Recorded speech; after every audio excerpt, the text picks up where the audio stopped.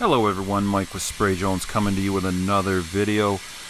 Previous video that I did to this one was talking about brick structures and spray foam insulation on the inside, and I mentioned that there should be a companion video on wood structures, and this is it, where we're going to do old homes right from the time they started using squared timber and wood to make the majority of homes, whether it's from all the way from the 1700s forward.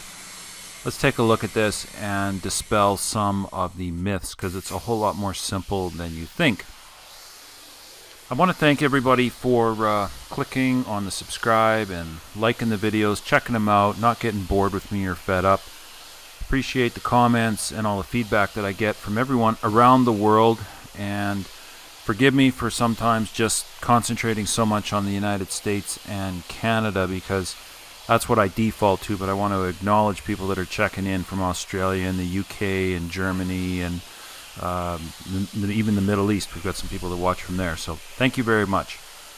Okay, onto this building. So, for the people that don't understand or are a little fuzzy on what we're talking about, most of these old structures could be built anywhere from the 1700s, 1800s, and early 1900s are going to be using squared timber, rough cut. So a rough cut piece of lumber is not going to be trimmed down to what we would view as dimensional lumber nowadays. Nowadays, a 2x4 is not 2 inch by 4 inch. It has a half an inch planed off of it to make it more smooth on all four sides. Whereas the old-timey rough-hewn lumber from a lumber mill was the true 2x4, 2x6, or 2x12. So they used fir lumber, which is it's a hardwood, and as a result it holds up very well, and hence why these buildings are around for 300, 200, and 100 years. But the question comes to a lot of people: they didn't have ventilation, they didn't have plywood sheathing, they had usually 10-inch wide, 8-inch wide, and sometimes as little as 6-inch wide, rough cut, rough milled boards. So they would be a half an inch thick, or even sometimes as much as 3/4 of an inch thick, fir or some type of redwood or a spruce. It really didn't matter. And they would use that to square the walls and square the roof, and then they would put their cedar shakes or their roofing material of some sort on, or their siding. Now, in a lot of cases, sidings were either going to be lap jointed, drop channeled, tongue and grooved, or they were going to use split logs. They were going to use shingles, a wood shingle, or a wood shake. They were going to use species of wood that were going to be either cypress trees, cedar, fir, spruce, and pine. These are the most common building materials. Sometimes early 20th century and late 19th century structures had metal siding or metal roofs, as we'll get into, and they usually had lead, or some of them even had terracotta. Now, we're not making this a roofing video. We're just talking about the internal wood structure with rough cut timber framed walls, usually in a balloon construction, meaning they were one continuous piece from roof to floor, because the lumber was long enough back then when it was milled that they could do that. Nowadays we can't, and the lumber, the grade is much, much lower. And it's not because we can't, it's because we've just got that much more population, and we're more interested in getting a product out faster than going with old growth forests. Nowadays we have top plates, bottom plates, we frame the walls differently, we don't have the balloon construction. Around the 20th century, early 20th century, they were starting to insulate these with newspaper and wood chips, because they started to understand that the buildings thermally were not doing very well, and they weren't performing as well as a log structure or hay bale or sod or what have you. There were insulative properties with those buildings compared to what they were doing out of a hollow, in essence, a hollow wood structure that had lath and plaster on the inside. So you own one of these buildings, you've bought one, you've been given one in inheritance or however it came to you. Now you're gutting it on the inside. Lath and plaster's coming down, and spray foam insulation or fibrous insulation is potentially going in. What should and shouldn't you be doing, and what are the physics involved? I don't think it's actually that complicated. I really don't. You've seen the brick video, answered that question very quickly and very easily, and it's pretty well going to be the same thing here with the rough cut lumber and the rough cut boards. But let's take a look at it. Let's just exhaust some of the questions that will normally be out there. Taking a look at this picture, here we have a roof detail that's being done in a 100-year-old home. You can see the old fir lumber here. You can see the stripes on the facing where the lath and plaster would have been. These are the original collar ties that would have held the stick frame rafters and strengthened them at the peak. I'm not sure if this was a rough cut 4-inch or a rough cut 6. It really doesn't matter. I think it's 4. It looks deeper than that, but I think it's a rough cut 4. Here we're putting a closed cell, 2-pound density, wall tight. This is old wall tight from pre-2010. We're putting it right to roof deck. Now, somebody might say, well, what about ventilation? What about getting air movement? What is this going to do to those deck boards? The answer is it's going to hold them together, and we don't need ventilation. Now, we've got a 4-part series on roof ventilation. I'm not addressing roof ventilation here. The science is clear on that. I answer that. If you haven't seen that, click on the links. Go to the 4-part series and see to vent or not to vent and how the ventilation works. We prove in that 4-part series in the first video that ventilation is not needed. So, with that advanced knowledge, here we go. The spray foam is going to be unvented right to the underside of the roof deck, and it's going to get into all the cracks and crevices of the boards, and that's fine. Those boards are done moving. They're not expanding and contracting excessively. They're not going to be having a problem as it is. So we are not needing to keep them free and allow them to move. And the theory on that is sound. Okay, you can sometimes see the cedar or the asphalt shingles. A lot of these structures have been renovated in the 80s or in the 90s with asphalt shingles, so you can usually see the backer of the shingle through the seams in the boards. So you aren't going to have a problem with the foam pushing the shingle up through the slit. There's not enough slit to cause the foam to have enough hydraulic pressure to push the shingle upward. That's a common question. If it hasn't been having a leak up until now and you haven't been noticing water damage or water coming in, then you're still good to go. If you have had water damage, you'll notice it when it's gutted and opened up. It's a really good reason to gut things.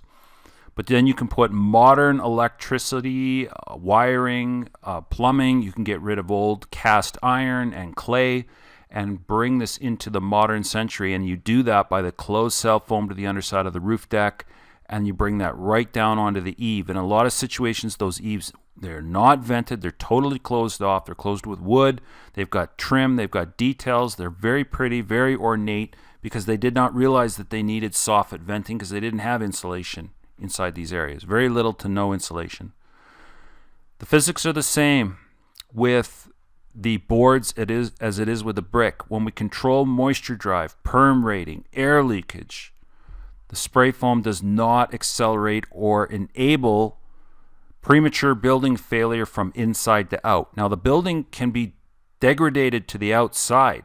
It can be compromised to the outside, but the spray foam from the inside is not allowing the moisture, the wicking effect, the air leakage effect through the roof, through the walls, to bring the siding and the cedar and the boards on the outside into a premature failure.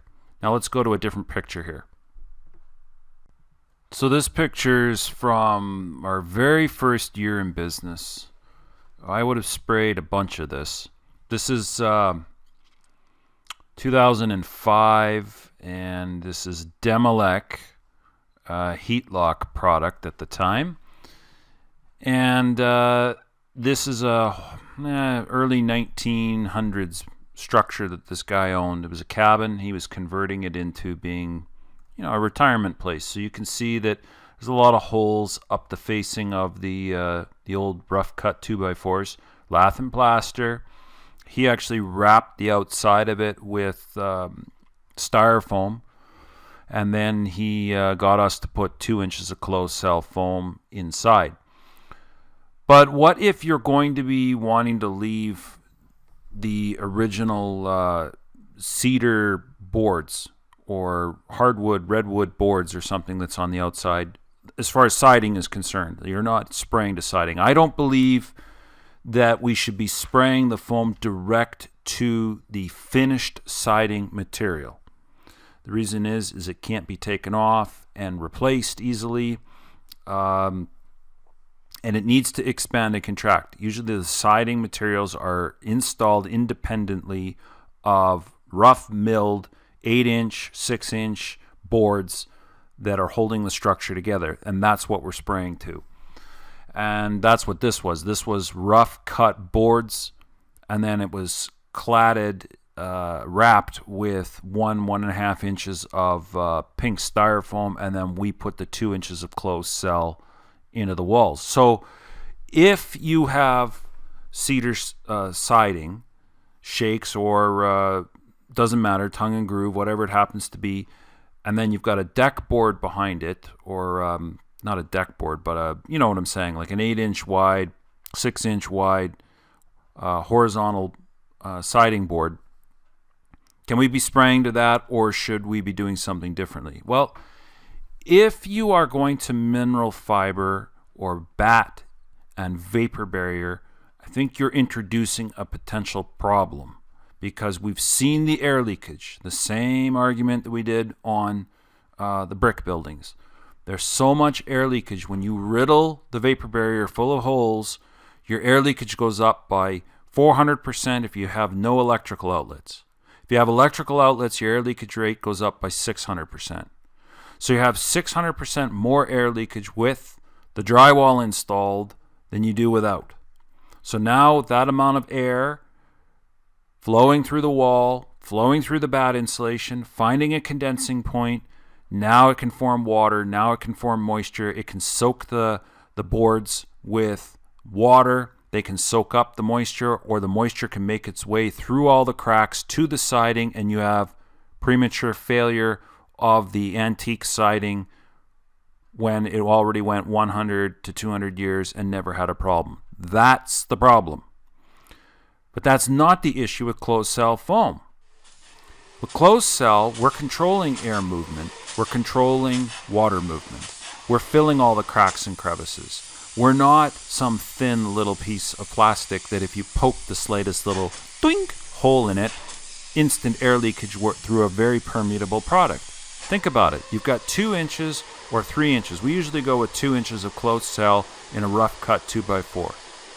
Maybe we'll push it up to 2.5. We really don't want to get into shaving, because shaving on rough cut hewn material is tough. It's not smooth, and you don't want to have to scrape the faces, because the faces are hard to get cleaned, and it's just a lot of extra work. So we always want to leave the closed cell foam well below the stud face for cleanup purposes. But we're controlling air leakage. We're controlling the foam getting into the cracks and into the crevices. We are taking a structure from being a sieve to being pretty well as close to airtight as you can get it. And we're bonded. Remember I said in the brick video, the most important thing is bonding to the back of the brick. Well, it's the same thing with the siding. You're bonded. There's no air space. There's no air gap. There's nowhere for water to sit. So game this out with me for a second. We've controlled the air and we've controlled the water from the inside. It's not going through the closed cell foam at all. Period. Unless you miss a spot or have a super thin spot. But that's obvious. That's workmanship. Like, come on. Like, fix it up, touch it up. All right? So presuming that we have the requisite amount of thickness of a closed cell foam to the inside of the structure, where is the moisture going to be coming from now? Where is there going to be moisture degradation from? Well, the only other spot that you've got is the outside moisture. So the siding can get wet, and the rough cut boards behind the siding can get wet, like they have been for 300, 200, 100 years. The difference is that it still can dry by sunlight and air to the outside, but now it's not getting warm, moisture-laden air constantly coming from the interior side and being held up against it with a fibrous open cell material that's going to hold damp or water droplet up against the back of the board. That's the difference. That is the difference. When you are using closed cell foam, you do not need an airspace between these products. I stand behind that. You do not need an airspace with closed cell foam. Like, think about the roof decks. We proved to you that the spray foam insulation does not need an airspace between the closed cell foam and the underside of the roof deck to deal with an internal moisture problem. And you don't put the ventilation, as I said in the third video, you don't put ventilation behind a roof deck to deal with an external water problem that's trying to make its way through, right? That's not why you put vents in. Vents are solely there to deal with an internal moisture problem. Well, what's the internal moisture problem that you're going to have with antique siding and antique boards from the inside? Nothing. Not with closed cell foam. So you're not going to have a permeable product that can get wet, staying behind the board, holding moisture up against the board, preventing the board from drying. The board is already very impervious to moisture and water movement from the exterior. That's why it's made it a couple hundred years already.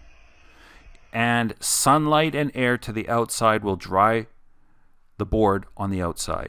So I've retrofitted hundreds of these types of buildings in my 16-year career of owning Jones. Hundreds. We don't even give it a second thought, folks. I even worked for my father-in-law. And you know what that's like, working with family. He's got a house built in 1920. It's got antique shiplap siding with antique boards behind it. Right? We sprayed right to the boards. He still has the siding on it. He hasn't changed it out yet, and it's painted. And I mean, we sprayed that thing in 2007. So if it was causing a whole bunch of problems and degradation, boy, would I be hearing about it by now. So the physics are sound because we've proven the physics already to you in the air leakage videos on vapor barriers. We've proven the physics to you on to vent and not to vent on my roof deck video.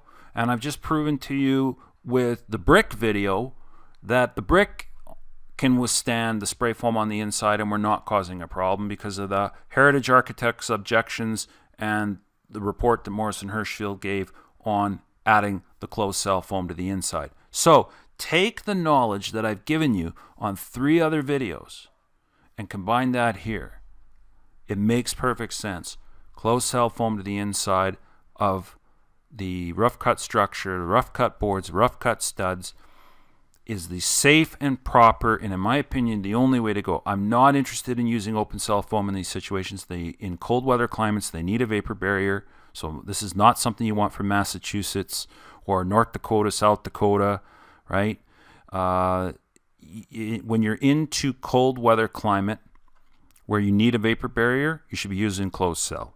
That way you just have absolutely no problems with moisture drive and moisture movement from the interior side to the outside. Infiltration, exfiltration, none. Closed cell foam, couple of inches, make sure you don't miss spots. You can go direct up against the boards, and then you can do whatever you want with the antique siding on the outside. Leave it, and it's going to be good to go.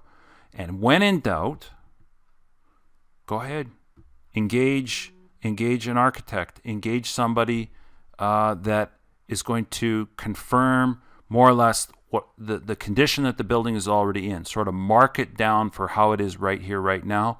But I don't see it being a problem because we've been doing it for so long, right? And we're in wet. We get wet rainfall, we get snow, we get humidity, then it dries back out. We might not be the East Coast or the upper West Coast of the United States where it's constantly staying in a lot of very, very damp situations. But again, what are you trying to achieve? You're trying to stop the internal moisture from wicking through the materials through diffusion and through air leakage and making their way to exterior building materials that then stay damp longer and can't dry out. Does that make sense? So I think I'm going to wrap this video up. I think it's self-explanatory. Go old structure, find a good spray foam person, get the right amount of foam, get them Get them to spray 2-3 inches, maybe even a little bit more if you have the room, and enjoy your structure, because it's already been out there for a couple hundred years. You get to pass it on to the next generation. So click like and subscribe and enjoy, and we'll talk later. Bye.